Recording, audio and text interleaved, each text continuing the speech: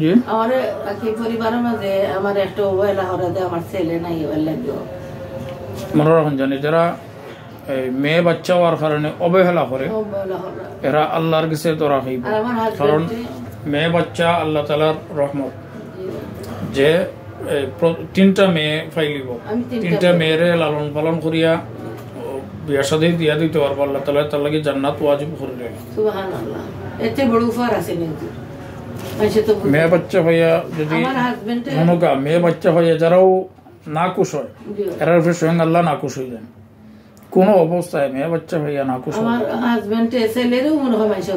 মেয়ে বাচ্চার কারণ ছেলে বাচ্চার কারণে যতটুকু আল্লাহ তাআলা রিজিক বাড়াইয়া দিন মেয়ে বাচ্চার লাগি আরো বেশি আল্লাহ তাআলা রিজিক বাড়াইয়া দিন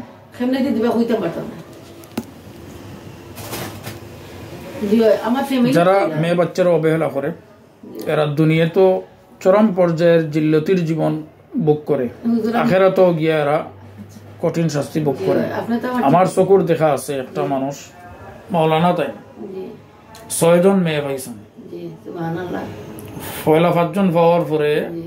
তার স্ত্রী লোকে খুব রাফ ব্যবহার করছেন যে 6 নম্বর বাচ্চা যদি মেয়ে বাচ্চা হইব তোরে ছাড়ি দিব সেরকম দেখা যায় যে 6 নম্বর বাচ্চাও আল্লাহ মেয়ের বাচ্চা দিচ্ছেন মেয়ে বাচ্চা হওয়ার কারণে যেদিন বাচ্চা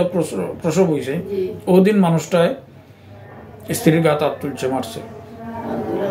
ওদিন থেকে যে মানুষটা পাগল হয়েছে এখন পর্যন্ত মানুষটা এই মাওলানা জীবিত আছেন এখন পর্যন্ত পাগল তো মেয়ে বাচ্চা 6 জন লাগি ও মহিলা লালন পালন করিয়া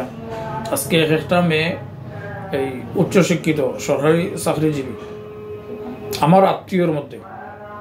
মেয়ে বাচ্চা ভাই কোনো সময় অবহেলা করবে আমরা না মানে আপনার তার আব্বাই ছেলেরে মানুষ অতটুকু আদর করে না ওর